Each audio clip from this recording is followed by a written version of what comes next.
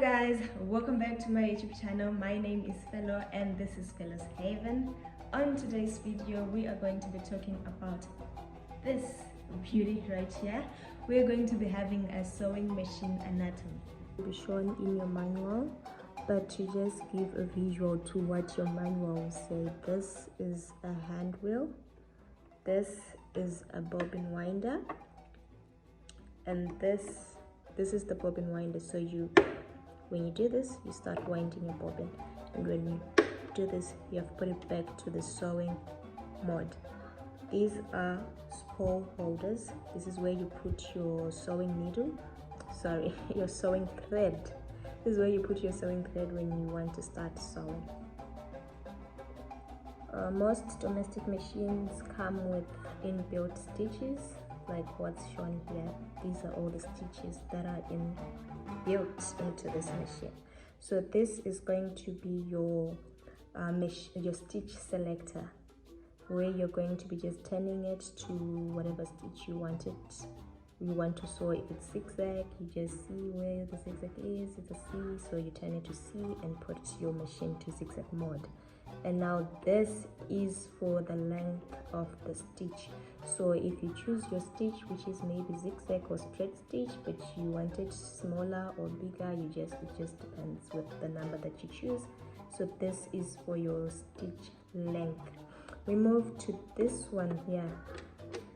See, if you press it up and down, this is for your reverse stitch, the back stitch that you do at the beginning of every stitch and at the end of every when you're sewing your projects. And at the end, this is what you use. So you sew, when you press it down, it is in reverse mode. When you leave it, it's sewing normally. That is it with this front part. We go to this top part. This is the bobbin winder tension disc. We'll see how this works when we are now winding the bobbin. And then we move on to our take up lever. If you move, remember the hand wheel goes up and down, up and down.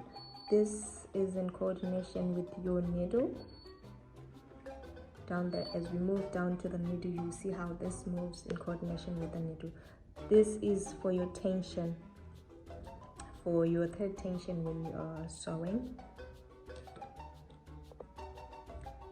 This and this, these are your thread guides. Like when you see on your machine, you have arrows to where the thread is supposed to go when you're threading your machine. I'm also going to show you guys how to thread your machine. So until then, this is just a thread guide. These are your thread guides, where you just guide your threads to correctly thread your machine. Coming down to the needle area, we have the needle plate, which is this one. We also have this presser foot.